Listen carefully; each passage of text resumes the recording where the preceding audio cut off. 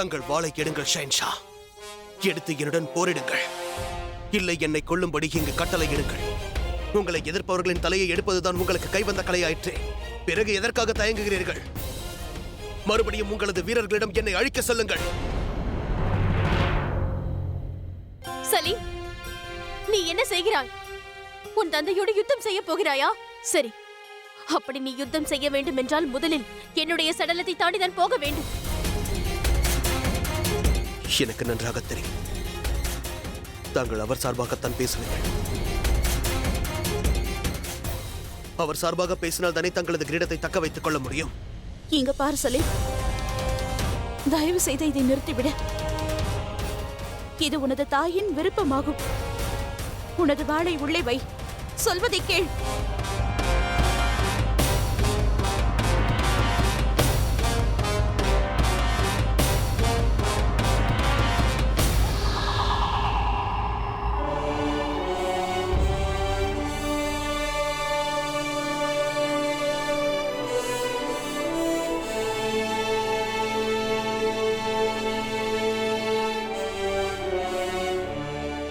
எனக்கு உங்கள் போல் இதயம் இல்லாமல் இருந்திருந்தால் இன்று என் அன்னையிட்ட கட்டளையை நான் மீறி இருந்திருப்பேன்.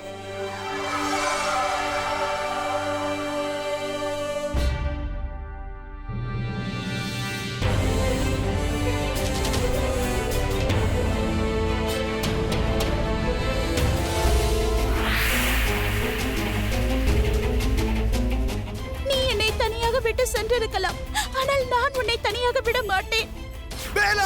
மகளே, மகளே, அம்மாடி.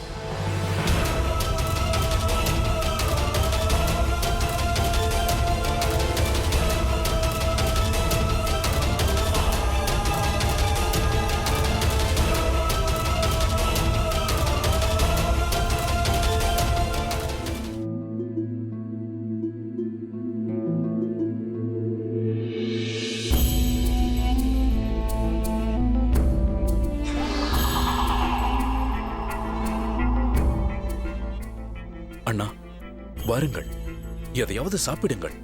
இப்போது நான் இருக்கும் நிலைமையில் என்னால் எதையும் சாப்பிட இயலாத. ஃபரானுக்கு வாக்களித்திருந்தேன், அவன் காதலை நிறைவேற்றுவன் என்று. என்னால் அதை நிறைவேற்ற முடியாமல் போயிற்று. அண்ணா, இதில் தங்களுடைய தவறு எதுவும் இல்லை. முடிந்த அளவு தாங்கள் முயற்சி செய்தீர்கள்.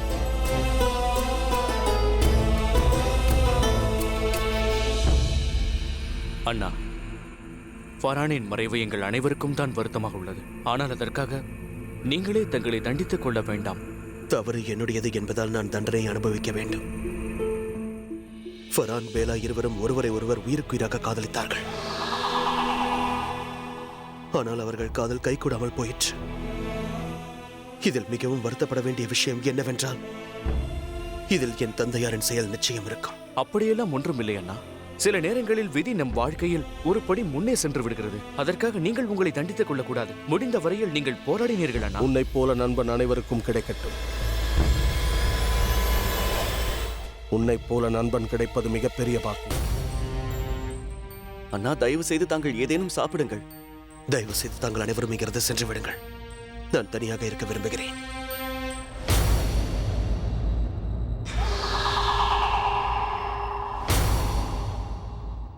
இளவரசே, இன்னும் எத்தனை நாள் இப்படி இருப்பாய்? நான் இப்பொழுது எதை பற்றியும் பேச விரும்பவில்லை. நீ இங்கிருந்து செல்லலாம்.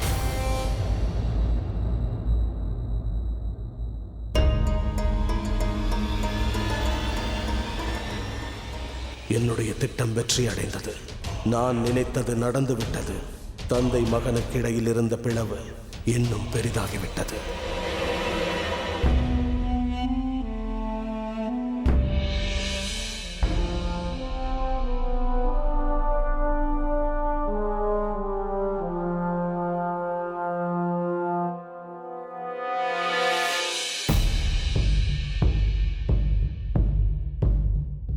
இன்று வரை நான் உங்கள் மீது மிகவும் மரியாதை வைத்திருந்தேன். உங்கள் சட்டத்திட்டங்களை நான் மதித்து வந்தேன். இப்போது கூட நான் கொடுத்த வார்த்தைக்காக நான் உங்கள் மகளை நிக்கா செய்து கொள்ள ஒப்புக்கொண்டேன். ஆனால் நீங்கள் எனக்கு துரோகம் செய்து விட்டீர்கள். இன்று உங்களது காரணமாக அந்த அப்பாவி ஃபாரான் இறந்து விட்டான். அதேபோல் நீங்களும் உங்கள் மகளை இழந்து தவிக்கிறீர்கள். நீங்கள் செய்தது மிகப்பெரிய குற்றம். அதற்கு தண்டனையை நீங்கள் அனுபவிக்க வேண்டும். நான் உங்களுக்கு அளித்த சுதந்திரத்தை இப்போது நான் ரத்து செய்கிறேன். அது மட்டுமல்ல, நான் உங்களுக்கு அளித்த அத்தனை உரிமைகளையும் திரும்ப பெற்றுக் கொள்கிறேன். இனி முகலாய ராஜ்யத்தின் சட்டத்திட்டத்திற்கு தான் உங்கள் ராஜ்யம் கட்டுப்பட வேண்டும். முகலாய ராஜ்யத்தின் சட்டத்திற்கு தான் இனி நீங்கள் கட்டுப்பட வேண்டும். யாராவது என் சட்டத்தை மீறினால் அவர்கள் குற்றவாளிகள் என்று அறிவிக்கப்படுவார்கள். என்னை மன்னித்து விடுங்கள் ஷெஹன்ஷா. என்னிடம் நீங்கள் மன்னிப்பு கேட்க வேண்டாம். நீங்கள் மன்னிப்பதற்கு தகுதியற்றவர். கண்டிப்பாக தங்களுக்கு தண்டனை வழங்குவேன். அந்த தண்டனை எதுவென்றால், உங்களை நான் பாதாள சிறையில் அடைக்கப் போகிறேன். பதவிக்கும் பணத்திற்கும் ஆசைப்பட்டு நீங்கள் என்னை மட்டுமே அல்ல, முகலாய சாம்ராஜ்யத்தை ஏமாற்றி இருக்கிறீர்கள். உங்கள் மகளையும் ஏமாற்றி இருக்கிறீர்கள். உங்கள் மகளை இழந்து விட்டீர்கள். நான் உங்களுக்கு அளிக்கப் போகும் அதிகபட்ச தண்டனை எதுவென்று தெரியுமா? வாழ்நாள் முழுவதும் நீங்கள் அதை நினைத்துக் கொண்டே இருக்க வேண்டும். நீங்கள் செய்த துரோகத்தால் நீங்கள் இப்போது உங்கள் மகளை இழந்து விட்டீர்கள். அதை நினைத்து நீங்கள் அழ வேண்டும். அதுதான் உங்கள் தண்டனையாகும். ராஜா பகவான்தாஸ் அவர்களே, இனி இவர்களது சாம்ராஜ்யத்தை நீங்கள் பார்த்துக் கொள்ளுங்கள். என் கண்முன் நிற்காமல் சென்று விடுங்கள். தர்பார் கலையட்டும்.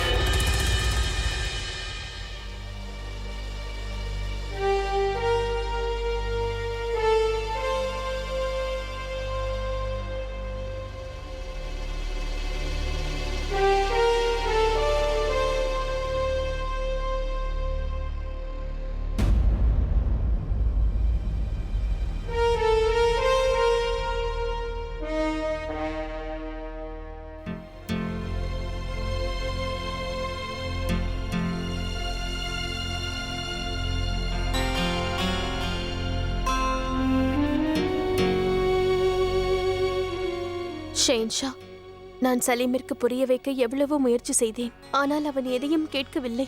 அவன் யாரிடமும் எதுவும் பேசுவதில்லை, சாப்பிடுவதில்லை. அவன் நண்பனின் மரணத்தை நினைத்து அவன் மனதளவில் உடைந்து போயிருக்கிறான். ஷெஹன்ஷா, இதற்கெல்லாம் காரணம் நீங்கள்தான் என்று நினைக்கிறான். எனக்கு தோன்றுகிறது நீங்கள் அவனை சந்தித்து பேச வேண்டும். ஒருவேளை ஏதாவது மாற்றம் ஏற்படலாம். இப்போது அவன் இருக்கும் நிலைமையில் நான் என்ன கூறினாலும் அதை அவன் நம்ப மாட்டான் ஜோதா பேகம். என் பேச்சையும் அவன் கேட்க மாட்டான். அவனுக்கு நாம் நேரம் கொடுக்க வேண்டும். ஏனென்றால் அவன் குழந்தை அல்லவா? ஆனால் ஒரு முறை அவன் அதை மறந்து விட்டான் என்றால் நான் அவனுக்கு சமயம் பார்த்து எடுத்து கூறி புரிய வைப்பேன். கடவுள் ஏன் இப்படி திரும்ப திரும்ப சோதிக்கிறார் என்று புரியவில்லை. ஏன் இப்படி ஒவ்வொரு தடவையும் நமக்கும் நம் வாரிசுக்கும் இடையில் இடைவெளி ஏற்படுகிறது? ஷெஹன்ஷா, எனக்கு ஒன்றும் புரியவில்லை. சலீமின் தலைவிதி என்னவென்று.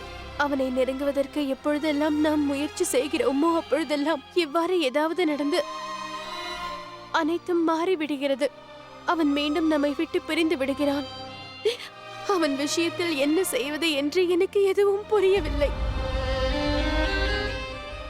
தாங்கள் கவலைப்படாதீர்கள். அவன் சற்று பிடிவாதமாக இருக்கிறான். பாவம் அப்பாவி. நான் அவனிடம் பேச வாய்ப்பு கிடைத்தால் அனைத்தையும் சரி செய்து விடுவேன்.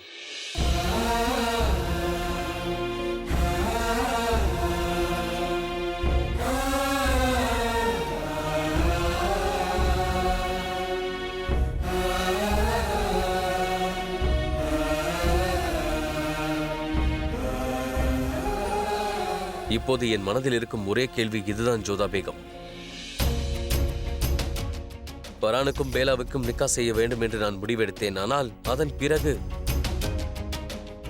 பரானை யார் கொன்றிருப்பார்?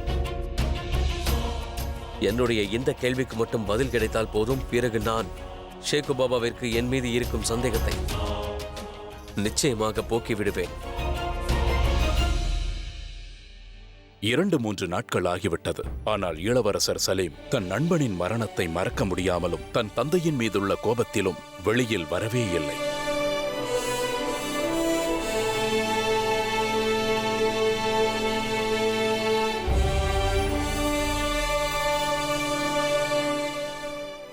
நீ பேச்சை மாற்றாதே. என்னிடம் கூறு, வருங்கால அணியிடமிருந்து என்ன செய்தி வந்திருக்கிறது? பரான், இன்னொரு முறை செல்வோமா? ஆனால் இளவரசே, இது நமக்கு தெரியாத இடம். நாம் வழி தவறி சென்று விட்டால்?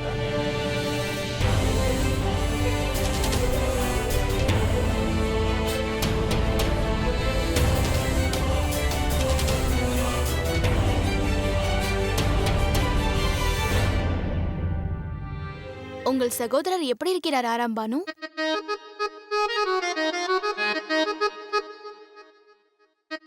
நீங்கள் ஏன் அமைதியாக இருக்கிறீர்கள்? உங்கள் பங்கிற்கு ஏதாவது கேளுங்கள், கேளுங்கள். அது என்னுடைய கேள்வியும் அதுதான். மான்பாய் கேட்ட கேள்வியே தான். இருவரும் ஒரே கேள்வியை கேட்பதற்கு எதற்காக இங்கு வந்தீர்கள்? யாராவது ஒருவர் வந்திருக்கலாமே. அது ஆரம்பானு, என்னை என் தாய் தந்தையர் மட்டும்தான் பெயர் சொல்லி கூப்பிட வேண்டும். நான் கூறுவது புரிந்ததா? தவறுக்காக மன்னித்து விடுங்கள் இளவரசி ஆராம்பானு சாய்பா. சரி, இப்போது கூறுங்கள், உங்கள் சகோதரர் எப்படி இருக்கிறார்? அவர் கோபமாக இருக்கிறார். தனியாக இருக்க விரும்புகிறார். யாருடனும் பேச விரும்பவில்லை. யாருடனும் பேசவும் இல்லை. என் வார்த்தையை மீறி யாராவது அங்கு சென்றீர்கள், அவர் உங்கள் மீதும் கோபப்பட வாய்ப்பிருக்கிறது. பாருங்கள், நான் சொல்ல வந்ததை உங்களிடம் கூறிவிட்டேன். பின்பு நான் முன்பே எதுவும் கூறவில்லை என்று என்னை குறை கூறக்கூடாது. வேற ஏதாவது கேட்க வேண்டுமா?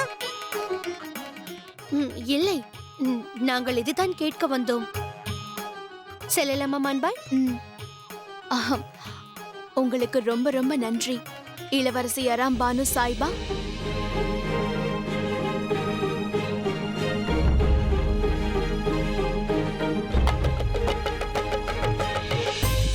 உங்களுக்கு ஒரு விஷயம் தெரியுமா அக்கா? இவர்கள் ஏதாவது ஒரு முயற்சி செய்து அண்ணனை பார்க்க வேண்டும் என்று நினைக்கிறார்கள். ஆனால் என்னை மீறி அவர்கள் எப்படி பார்க்க முடியும்? பார்த்தீர்களா எப்படி பயமுறுத்தி அனுப்பினேன்? சலிமண்ணா, தாங்கள் வேட்டைக்கு வருகிறீர்களா இல்லையா? நான் தங்களுடைய அம்பை எடுத்துச் செல்லவா? உங்களுடைய அம்பு பிரம்மாண்டமாக இருக்கிறது. போன முறை நான் எடுத்து சென்ற போது நான் ஒரே முறையில் 5 பறவைகளை வேட்டையாடினேன். எடுத்து செல்லட்டுமா? அருகில் இருக்கிறதை எடுத்து செல். சரி.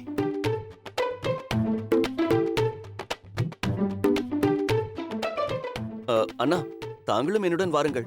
நீங்களும் வந்தீர்கள் என்றால் உங்களுடைய மனபாரமும் குறையும் அல்லவா? இல்லை முராத், என் மனம் சரியில்லை. நான் சிறிது நேரம் தனியாக இருக்க வேண்டும். நீ செல்.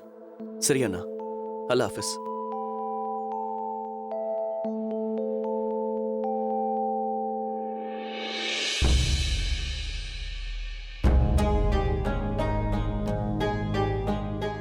அண்ணா அதை பார்த்தாரா? அங்கேயே வைத்து விட்டேன். ஆனால் அண்ணா அதை பார்க்கவே இல்லை. மிகவும் சிரமப்பட்டு அந்த பெண் அணிந்திருந்த அதே போன்ற நெத்திச்சுட்டியை நான் வாங்கி வந்தேன். ஒரு முறை அந்த நெத்திச்சுட்டியை அவர் பார்த்தால் நன்றாக இருக்கும் என தோன்றுகிறது. அந்த பெண்ணின் நினைவு வந்தால்தான் ஃபரானின் நினைவிலிருந்து வெளியில் வருவார். ஆமேன். ஆமீன். ஆமேன்.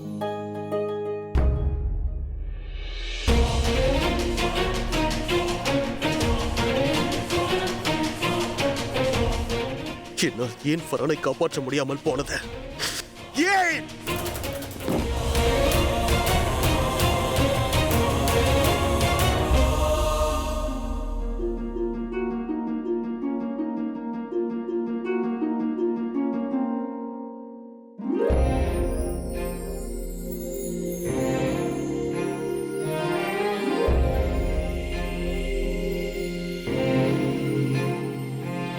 நான் அனார்களிடம் வாக்களித்திருந்தேன், அவளை சந்திக்க வருவேன் என்று.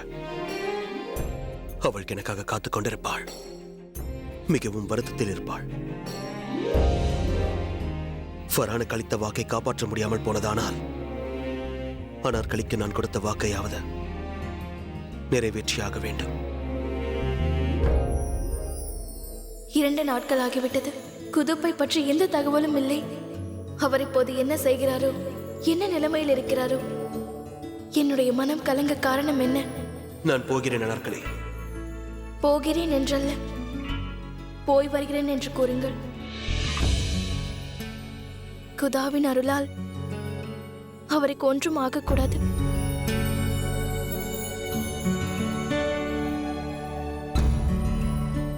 இதோ பாருங்கள் ஜில்பகர், எங்களுக்கு உங்கள் மகளை பிடித்திருக்கிறது. உங்கள் நிலைமையை பற்றி எங்களுக்கு நன்றாக தெரியும். பெண்ணுக்கு 40 சவரன் நகையை நாங்கள் தருகிறோம். நிக்காவின் செலவையும் நாங்களே ஏற்றுக்கொள்கிறோம். மாஷா அல்லாஹ், எனது மகனும் ஒரு பதவியில் இருக்கிறான். ஷாஹி தர்பாரில் சுபேதாராக இருக்கிறான். உங்கள் மகளை மகாராணியைப் போல் பார்த்துக் கொள்வோம். ஒரு தாய்க்கு இதை விட வேற என்ன நல்ல செய்தி இருக்க முடியும்? எனக்கு இதில் முழு சம்மதம். அப்படி என்றால் இனிப்பு எடுத்துக் கொள்ளுங்கள். நிச்சயமாக.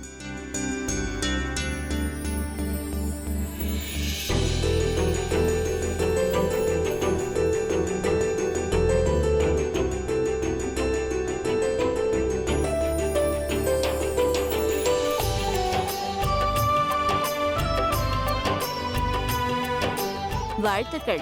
வாழ்த்துக்கள். வாழ்த்துக்கள். வாழ்த்துக்கள். இப்பொழுது எங்களுக்கு விடை தாருங்கள். நிக்காவின் நாளையும் நேரத்தையும் குறித்துவிட்டு எங்களுக்கு தகவல் அனுப்புங்கள். நாதிராவின் தந்தை எப்பொழுது வருகிறாரோ அப்பொழுதே நாளையும் நேரத்தையும் குறித்து தங்களுக்கு தகவல் அனுப்பி வைக்கிறோம். ஆகட்டும். குதாஃபிஸ். அனைத்தும் நன்றாக நடக்கட்டும்.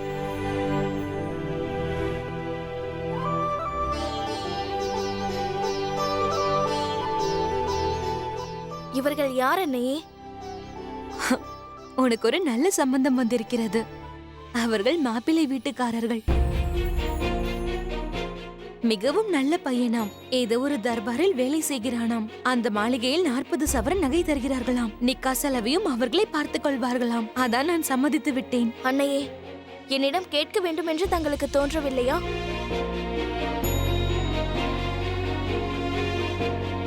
எனக்கு இந்த நிக்கா வேண்டாம். நான் யாரோடு வாழ வேண்டும் என்பதை நானே முடிவு செய்து கொள்கிறேன். அவர்களிடம் முடியாது என்று கூறுங்கள். நாதிரா, உனக்கு தெரியும் அல்லவா, நமக்கு இப்பொழுது சூழ்நிலை சரியில்லை. உன் தந்தைக்கும் சரியான வருமானம் இல்லை. சங்கீத கச்சேரிக்கு வாய்ப்பு கிடைத்திருந்தால் நன்றாக இருந்திருக்கும். இல்லை என்றால் பட்டினி கிடக்க வேண்டியதுதான். அதோடு என்னாலும் வேலை செய்ய முடியவில்லை. பிறகு உன் திருமணத்தை எப்படி நடத்துவது? அன்னையே, தாங்கள் கூறுவதை நான் ஒப்புக்கொள்கிறேன். அதற்காக எனது வாழ்க்கையை அடமானம் வைத்துவிட முடியாதல்லவா? நான் வேலைக்கு செல்கிறேன், நான் சம்பாதிக்கிறேன். அதற்காக நான் யாரையும் நிக்கா செய்து கொள்ள முடியாது. ஆனால் நாதிரா, நம் பெண்கள் யாரும் வாழ்க்கை துணையை தேர்ந்தெடுக்க மாட்டார்கள். ஆனால் நான் தேர்ந்தெடுப்பேன் அன்னையே. நீ ஏன் புரிந்து கொள்ள மாட்டேன் என்கிறாய்?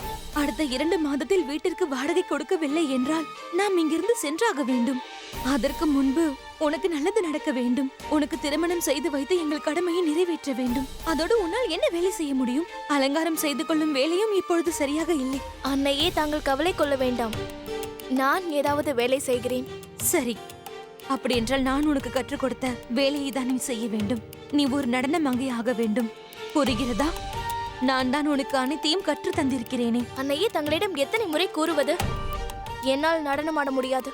பிறகு நீ என்ன வேலை செய்ய போகிறாய்? அன்னையே, தாங்கள் என்னுடன் இருந்தால் அனைத்தும் நன்றாகவே நடக்கும்.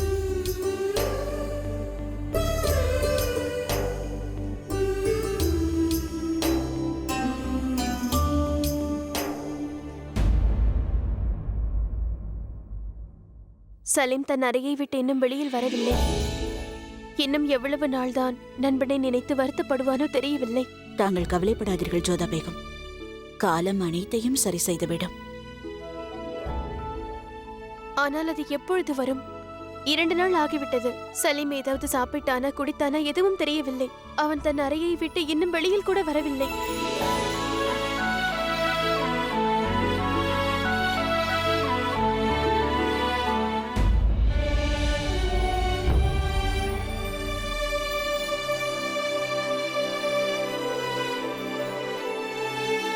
முராத் அண்ணா, அங்கு பாருங்கள்.